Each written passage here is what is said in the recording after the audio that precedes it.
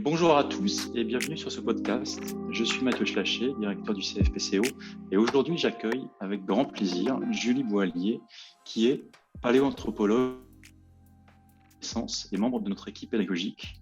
Alors ce podcast, il a plusieurs objectifs. D'abord, on avait promis à notre audience un webinaire dans lequel Julie est présente, puisque récemment nous avons lancé notre dernier e-learning sur la mécanique de la naissance. Et il se trouve que Julie a été empêchée par des conditions météo de nous rejoindre. Et ensuite, il y a une actualité de laquelle nous souhaitons vous parler avec Julie. Alors Julie, je vais essayer de dire quelques mots sur toi. J'espère que je ne vais pas dire de bêtises pour te présenter. Donc je disais que tu étais paléoanthropologue spécialisé sur la naissance. Moi, quand je parle de toi aux gens que je rencontre, je dis plein de choses, mais il y a deux choses qui m'ont particulièrement marqué. La première, c'est que tu as fait un travail de doctorat qui a duré 12 ans. Et ça, j'ai jamais rencontré aucun PhD, aucun doctorant qui avait fait autant de recherches sur un sujet. Est-ce que tu me confirmes que c'est juste ce que je dis aux gens? Alors bonjour Mathieu, bonjour à tous. Ça me fait très plaisir d'être là, évidemment. Écoute, c'était pas un doctorat de 12 ans, mais j'ai travaillé 17 ans sur ce sujet au muséum. Hein. Je continue, hein, comme je suis docteur en paléontologie humaine, j'effectue toujours des recherches dans des conditions autres, puisque j'ai quitté le muséum en 2015. J'ai travaillé également à l'Institut médico-légal et en maternité. Et puis, je suis aussi coprésidente de l'IRASF qui a été fondée en 2015 par Basma Boubakri. Voilà. Absolument. Mais effectivement, c'est un sujet passionnant. Je pourrais dire une vocation. Hein. J'ai cette recherche chevillée à l'âme depuis très, très longtemps. Et donc ce sujet, pour le nommer, alors les auditeurs ont compris qu'on parle de la naissance, mais plus particulièrement, tu as travaillé sur… Alors, j'ai travaillé sur les modifications du bassin et l'accouchement dans l'évolution humaine. C'était à l'époque avec une méthode extrêmement robuste, ce qu'on appelle l'analyse procrustéenne, et j'ai analysé et mesuré des centaines de bassins de toute origine, de toute période historique, et également des bassins fossiles, puisque j'ai réussi à remonter jusqu'à 3 millions d'années avec la fameuse Lucie australopithèque. Voilà. Eh ben, écoute, c'est pas mal. Hein. Alors donc, excuse-moi pour l'erreur, donc c'était pas 12 ans, mais 17. Alors c'est 17 ans sur le sujet, j'ai fait 5 ans de doctorat. Voilà. D'accord, très bien. Et d'ailleurs, tu faisais, quand on organisait des conférences en soirée dans le monde d'avant, bah, tu venais dans nos locaux pour donner cette fameuse conférence sur le bassin et l'accouchement humain et le dilemme obstétrical. Donc ça, on aura l'occasion d'en reparler dans d'autres rendez-vous. Et alors, il y a une deuxième chose que je racontais sur ton contenu, puisque j'ai assisté plein de fois à ta conférence, à chaque fois j'ai l'impression de la redécouvrir. Je racontais que l'une des choses que tu nous partageais, c'est que finalement, à l'opposé de ce qu'en disent les mythes, le bassin masculin aurait lui aussi la possibilité d'enfanter, contrairement à ce qui est enseigné en termes de, je sais pas comment dire, en tout cas, dans la science. Voilà. Dans le contenu, dans le contenu pédago, quand tu es en médecine ou en anthropologie. En fait, pour être plus précise, c'est qu'il y a une variabilité humaine qui est énorme. On le voit dans la rue.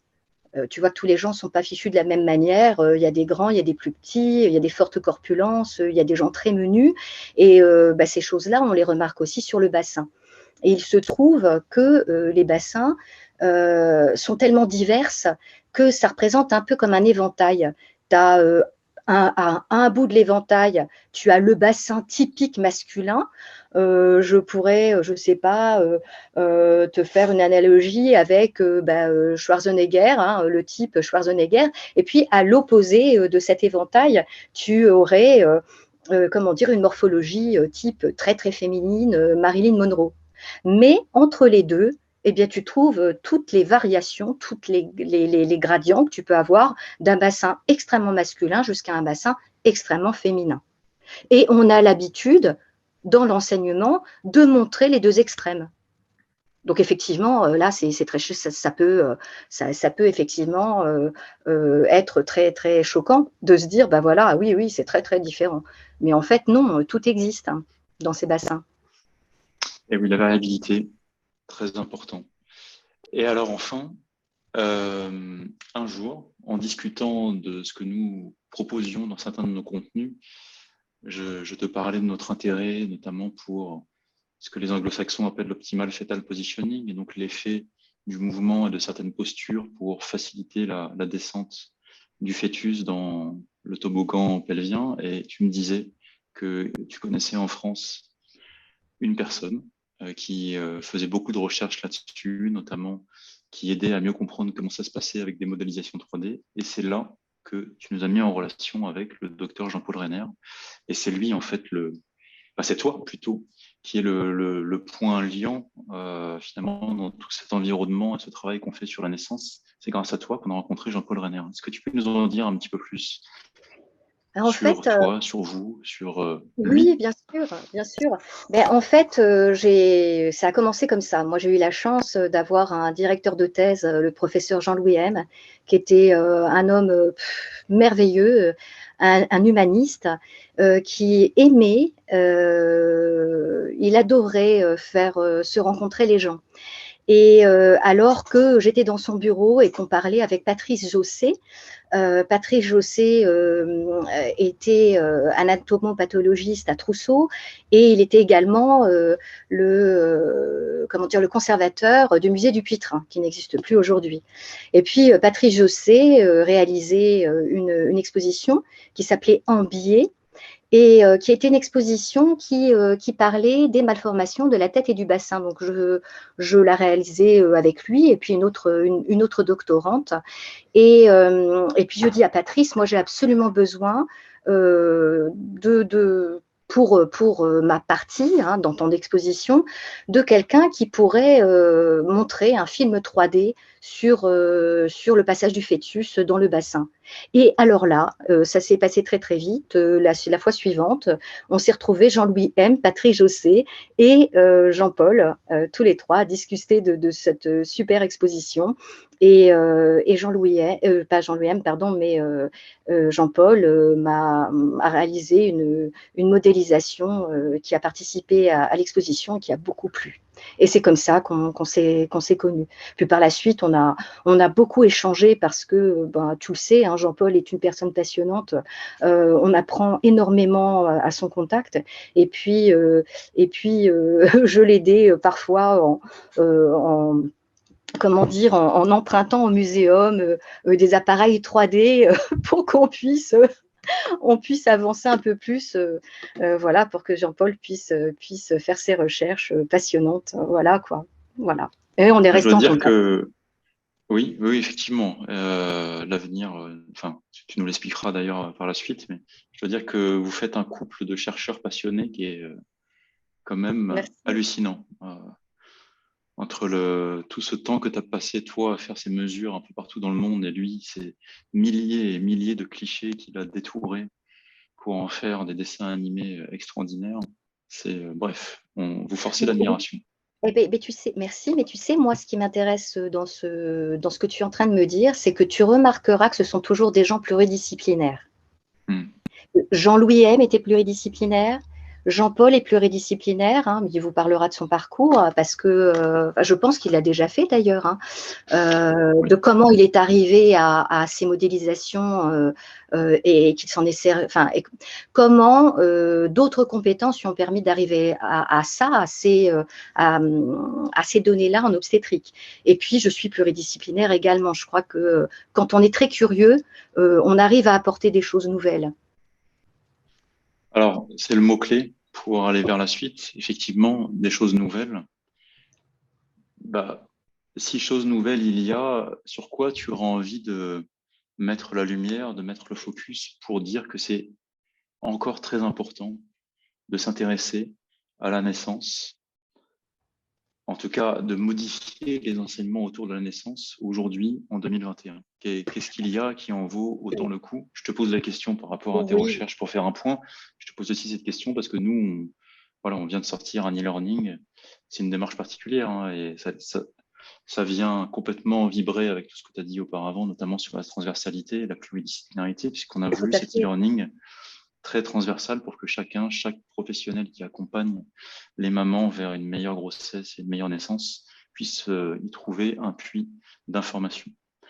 Et d'ailleurs, il est prévu qu'on travaille ensemble sur la deuxième version avec toi depuis longtemps. Mais donc, Oui. en 2021, quid? Alors, quid? Je vais être très longue, hein. Tu m'excuses. Pourquoi? Excuse. Alors, On ben oui, adore t'écouter. merci, merci. Mais en fait, c'est parce que pourquoi on s'intéresse à la naissance et à l'accouchement en 2021? Pourquoi on s'y intéresse encore? Bah, il y a plusieurs réponses. Je ne peux pas juste dire une chose comme ça. Ça serait non. J'ai vraiment envie de commencer par le début. Déjà, l'accouchement, c'est un processus qui est décrit comme dangereux, dont on peut mourir. Donc, c'est une angoisse historique. C'est quelque chose qui part de très, très loin. Là, j'ai envie de parler d'une petite chose. On parle très bien de ça dans les actes du colloque de la Société d'histoire de la naissance, qui s'appelait La naissance au risque de la mort d'hier à aujourd'hui. Je fais une petite parenthèse encore, parce que dans ces actes, vous pouvez lire un chapitre sur mes recherches. J'avais fait une conférence dans ce colloque sur les accouchements à problème à l'assistance publique au XIXe siècle. Donc déjà, c'est une angoisse passée, ce processus. Et puis, bah, des femmes partout dans le monde meurent encore en donnant la vie, hein. Ce qui explique que dans nos contrées, les femmes soient majoritairement dans les hôpitaux pour accoucher. Et alors, autre parenthèse, soulignons que la deuxième cause de mortalité maternelle en France, c'est le suicide. Ça, c'est ce qui est sorti de la 6e édition de l'enquête nationale confidentielle sur les morts maternelles. Et puis, bah, ça déjà, c'est un premier élément de réponse. Pourquoi on s'y intéresse encore en 2021? Alors, une autre chose, l'accouchement, c'est devenu une problématique de société. Ça a explosé en 2015 quand on a parlé des violences obstétricales. Donc, les femmes ont commencé à parler, les personnes, les couples ont commencé à dénoncer beaucoup de choses, hein, des pratiques, des gestes, des violences qui, jusque-là, bah, restaient un peu dans le secret des salles d'accouchement. Donc, le monde politique s'y est intéressé grâce au Conseil à l'égalité, qui a publié un rapport. Alors, le titre exact, c'est un rapport sur les actes sexistes durant le suivi gynécologique et obstétrical. Basma et moi, on a été auditionnés d'ailleurs, hein, pour ce rapport. Et puis, bah, naturellement, la communauté médicale a réagi. Il y a une commission de créer au sein du Collège national des gynécologues et obstétriciens de France. On y a participé également avec BASPA. Donc, ça, c'est un deuxième point. Pourquoi s'intéresser à l'accouchement en 2021? Et puis, une chose, moi, que je veux souligner, et là, on va vraiment rebondir sur les cours de Jean-Paul, c'est pourquoi on s'intéresse à l'accouchement et à la naissance encore aujourd'hui. Et c'est si tu lis les recommandations pour les bonnes pratiques de l'accouchement normal qui ont été publiées par la Haute Autorité de Santé en 2017, on y lit des choses que je trouve absolument stupéfiantes. C'est que la mécanique obstétricale n'est pas connue. Et je vais te citer la synthèse de ces recommandations. Je cite, hein, ouvrez les guillemets, pas de données suffisantes pour recommander ni la technique de dégagement de la tête fœtale, ni l'accompagnement du mouvement de rotation et de restitution de la tête fœtale. Alors moi, ça me surprend. Et puis, j'ai envie de dire, il faut suivre les cours de Jean-Paul pour comprendre. Voilà. Et pour finir, eh bien, moi, les résultats de mes recherches ont abouti à cette chose qui est que le dilemme obstétrical n'existe pas et qu'en fait, ce fantasme terrible de la mauvaise adaptation du bassin à ces deux fonctions, c'est-à-dire à la marche, à la locomotion bipède permanente et à l'accouchement, qui expliquerait que les femmes meurent en couche, et tout ça, je l'ai démonté dans ma thèse. Voilà. Alors, j'aimerais être sûr que je t'ai bien compris, parce que j'ai entendu ce que tu viens de dire sur ce qui est écrit dans ces recommandations, qui sont d'ailleurs consultables. Moi, je les avais consultées, elles sont facilement accessibles en ligne. Tout à fait, tu les vois en Mais ligne. on est bien d'accord que oui, elles sont consultables. Vous tapez recommandations HS 2017 obstétrique, c'est facile. Exactement. Mais Oui, on est oui. bien d'accord que un obstétricien qui devient obstétricien, il a fait son cursus de médecine, il a fait ses spécialités. Il y a un enseignement de la mécanique obstétricale. Il est examiné, enfin, il y a des évaluations dessus, mais ce qui se passe, c'est que ils perdent quelque chose en route pour l'interrogation, ou ils n'arrivent pas à mettre en pratique quelque chose. En fait, quelle est toi ton analyse? Puisque finalement, enfin, le truc est quand même enseigné. Bah, c'est enseigné. Excuse-moi de te couper, excusez-moi, ça me rappelle certains chapitres, nous, on avait dans nos écoles d'ostéo, enfin, si tu veux, les cursus, c'était comme tous les cursus, on commence en septembre, on termine en juin, et puis naturellement, tu as des chapitres quand on arrive en mai-juin, avec les examens qui sont plus ou moins bâclés. Donc, je ne sais pas, est-ce que c'est quelque chose de cet ordre? Mais écoute, Jean-Paul t'en parlerait mieux que moi, hein, parce qu'il a quand même ses 35 ans d'expérience et il a vu vraiment la science obstétricale évoluer. Tout ce que je me permettrai d'en dire, moi, c'est qu'on a en France cette peur de l'accouchement. Et on est vraiment dans un, comment dire, dans un état d'esprit qui est que de toute manière, on sait que l'accouchement s'est bien passé seulement quand il s'est terminé, mais qu'il est a priori toujours dangereux. Donc, on intervient. C'est plus fort que nous. Je veux dire, ça, c'est quelque chose de très profondément ancré. Il faut mettre les mains, il faut intervenir. Voilà. Donc, c'est pour ça qu'on retrouve cette synthèse là que je t'ai citée dans ce rapport de la Haute Autorité de Santé qui est on n'a pas de données scientifiques suffisantes pour recommander. Ben oui, on ne les a pas, ben, on intervient. Voilà. Et on en parlait parce que Basma et moi, on a été auditionnés par la députée du Gard dernièrement par rapport à comment dire, à la modification de la formation des sages-femmes. Et c'était très, très surprenant de parler de ça parce que non, il ne faut pas intervenir. C'est très choquant d'arriver à dire si ça se passe bien, n'intervenons pas. Et ça, c'est quelque chose qui est terrible parce que c'est pas ce que le personnel médical apprend, de ne pas intervenir. Vois-tu? Je ne peux pas me permettre de dire autre chose. Voilà, c'est non, tout. non, mais d'ailleurs, je sais qu'il y consacre un chapitre dans l'e-learning, et puis c'est quelque chose qu'on pourra creuser. On aura des occasions de se retrouver tous les trois et avec des auditeurs, j'en suis sûr. Alors, donc, il y a effectivement tous ces pôles d'intérêt là que tu rappelles. C'est parfait. C'est effectivement. En fait, en te contactant il y a quelques semaines pour te tenir au courant de l'évolution de notre avancée dans la construction de cet e-learning, j'ai découvert qu'on avait une actualité, toi et moi, enfin toi et nous, le centre de formation, le CFPCO, qui était par hasard très synchro, très en phase, puisque en gros, au moment où nous lançons notre e-learning sur la mécanique de la naissance, il se trouve qu'un des gros projets sur lesquels toi tu as travaillé ces derniers temps va aussi émerger à la télévision. Oui. Est-ce que tu peux nous en dire pardon, j'ai presque envie de le dire, j'ai peur de te voler la vedette, donc je bafoue. Non, vas-y, dis-le. Oh, c'est pas moi la vedette. Non, mais du coup, voilà. Du coup, voilà, nous sommes aujourd'hui le mercredi 29 septembre et demain, le 30 septembre, sur TV5 à 20h40, il y a la diffusion pour la première fois à la télévision de Lady Sapiens, qui est le documentaire sur lequel une trentaine d'experts mondiaux ont travaillé, dont toi, dont Jean-Paul Renel. Exactement, ouais. Alors déjà, j'adore cette équipe qui a créé le documentaire. Hein. J'étais à l'avant-première jeudi dernier. J'adore ce titre, Lady Sapiens. Je le trouve plein de dignité pour nos ancêtres. Moi, il m'a bousculé. Hein. Tout d'un coup, je me suis dit, mais c'est vrai. Attends, mais depuis je ne sais combien de décennies, je prononce Homo sapiens, toujours homo, et tout d'un coup, bam, Lady. Ouais. Et ça lui rend toute son importance de l'appeler comme ça. Alors effectivement, France 5 va proposer donc demain soir, c'est à 20h55, c'est dans Science Grand Format. Alors c'est un document inédit, hein. Il a été réalisé par Thomas Siroto. Et puis, il a été coécrit par Éric Pinca, Jacques Malater et Thomas. Voilà. Et Alors, Thomas, c'est un chercheur du CNRS, si ma mémoire est bonne. c'est un réalisateur, Thomas Un Siroto. réalisateur. Et Ouais, derrière, ouais, tu as, ouais. t'as des chercheurs. Et alors, voilà ce qu'il a fait. Ils ont fait une véritable enquête scientifique.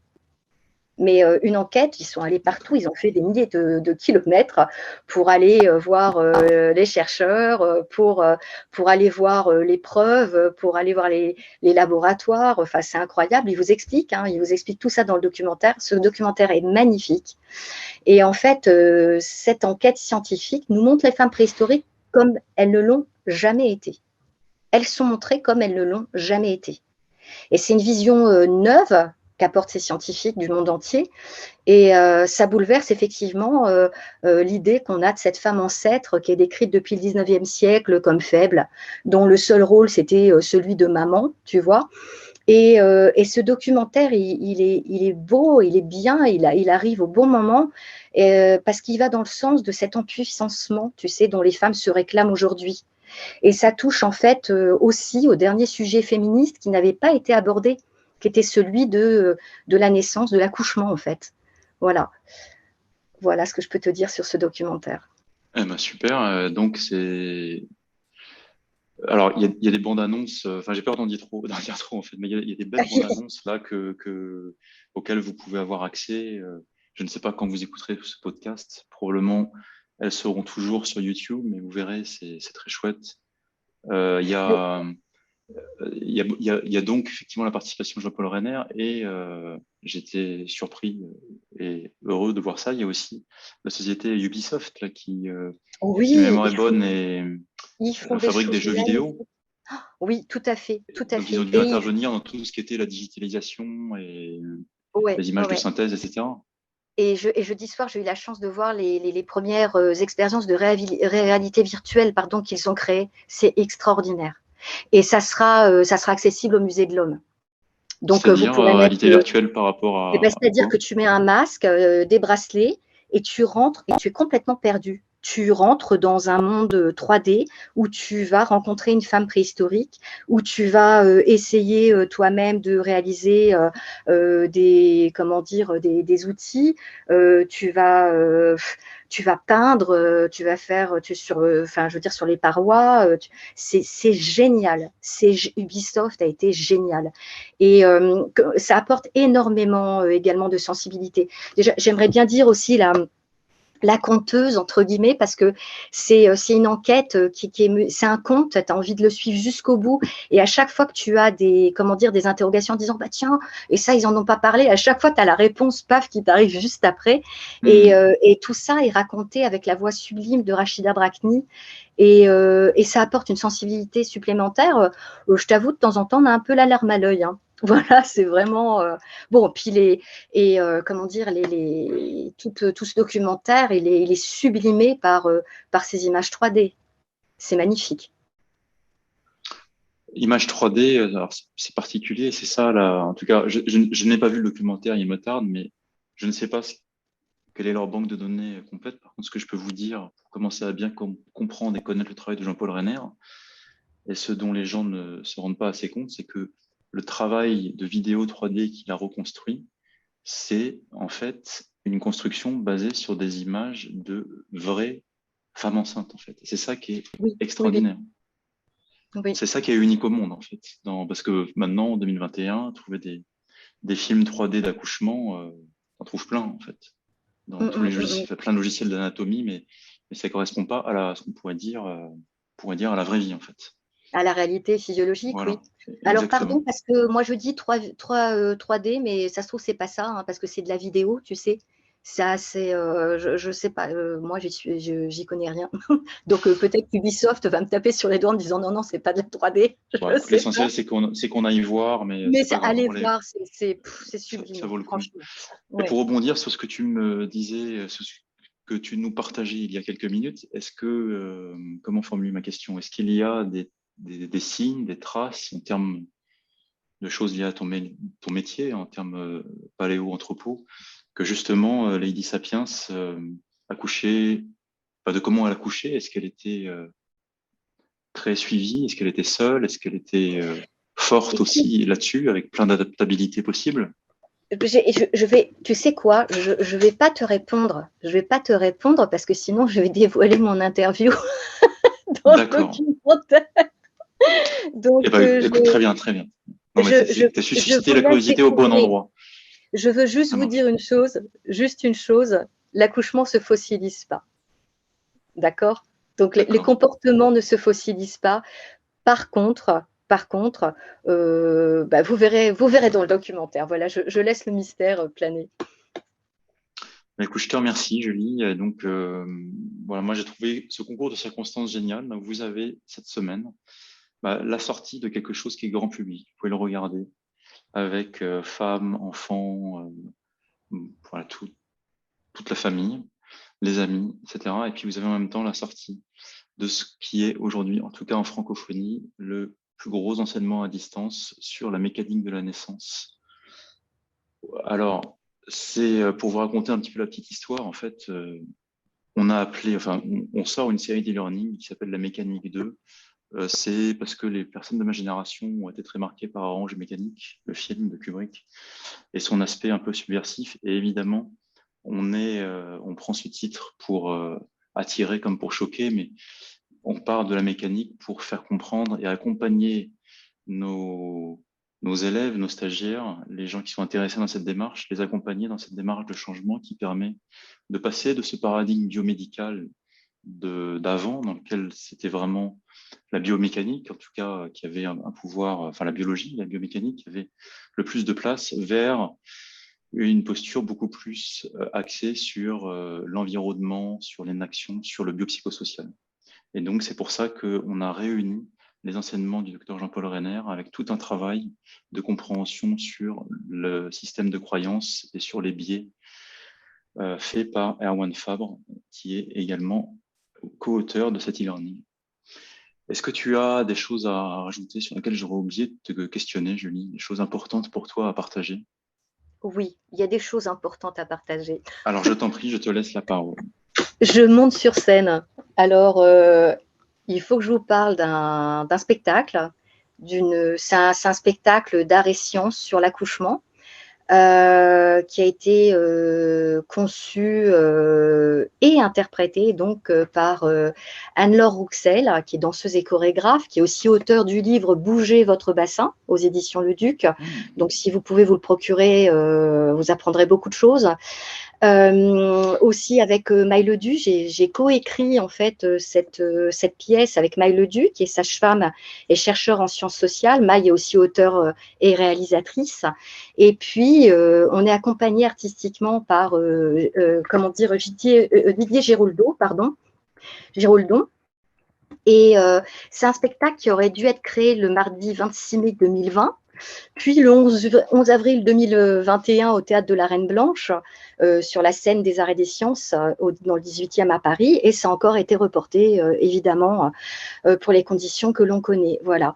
Et dans ce spectacle qu'on appelle Il y a un os, on parle du bassin, on parle de l'accouchement, et puis Anne-Laure nous emporte, nous transporte au travers de ses danses. C'est extrêmement poétique, c'est à la fois extrêmement sensible et on y apprend énormément de choses.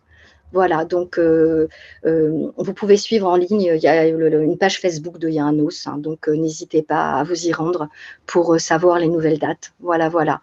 J'aimerais parler aussi d'une chose. Je t'en prie. Basma et Nous moi, mettrons tous les liens pour oui, rester je te donne. en bas de la vidéo, enfin du podcast, vous pourrez retrouver tous les liens que nous mettrons Oui, par écrit.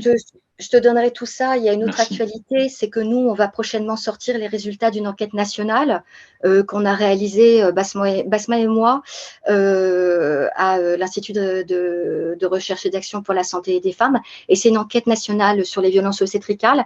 C'est une enquête qui est sous forme de questionnaire, qui est en ligne, qui est toujours accessible et qui concerne tout le monde, hein, c'est-à-dire tous les accouchements, quel que soit le lieu, si c'était à domicile, sur un plateau technique, maison de naissance ou hôpital, peu importe quand vous avez accouché, si c'était il y a 30 ans, si c'était hier, peu importe le mode d'accouchement, voix basse ou césarienne, et c'est une enquête qui concerne tout le monde, hein, même les dom-toms. Donc, si jamais là il y a des gens qui veulent eh bien témoigner, allez-y, il est toujours en ligne et nous sortons au fur et à mesure les résultats. Voilà. J'aimerais aussi dire une petite chose qui va probablement t'intéresser, Mathieu. C'est qu'en plus de la conférence que je donnerai de nouveau sur les nouvelles données du bassin et de l'accouchement, analyse, observation et critique, hein, tu connais mon titre, je proposerai un cours dont je te parle depuis pas mal de temps, sur l'adaptation du squelette des ancêtres de notre lignée, avec un petit focus sur les éléments vestigiaux de cette évolution. Et ces éléments qui ne nous servent plus à grand-chose, hein, mais qui peuvent se révéler un petit peu enquiquinants, mais qui sont le produit de notre évolution. Voilà, voilà. J'ai terminé. Non, je sors un livre aussi l'an prochain, mais on en parlera dans un prochain podcast. Voilà, voilà, voilà. J'ai terminé de parler. Merci beaucoup, Julie. Merci pour écoute, tous ces éclairages, ta présence. On a hâte de continuer avec toi et puis d'offrir. Écoute, j'arrive pas à mettre de mots dessus, mais moi, j'ai passé une énorme partie de ma vie professionnelle en contact avec des gens de la science. Et il y a quelque chose, voilà, j'arrive pas à le nommer, mais il y a quelque chose, en tout cas, c'est très personnel, mais qui me fait plus de bien, qui est plus nourrissant quand je suis au contact de personnes qui sont issues d'un cursus plus social, en fait, de sciences sociales, de sciences humaines.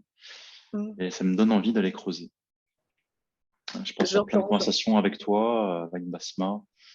Voilà, je te remercie. Non, mais merci à toi, Mathieu, aussi, parce que j'apprends beaucoup aussi. Hein. J'apprends aussi énormément en vous parlant et à ton contact. Donc, je te remercie parce que c'est agréable d'être enseignante chez vous quand même.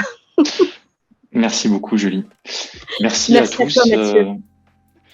Merci à tous pour nous avoir écoutés, avoir été avec nous avant, aujourd'hui ou dans le futur, puisque la magie de la technique fait que cet enregistrement va rester en ligne pendant longtemps. On espère vous rencontrer, que ce soit dans nos rencontres, nos événements distanciels ou présentiels.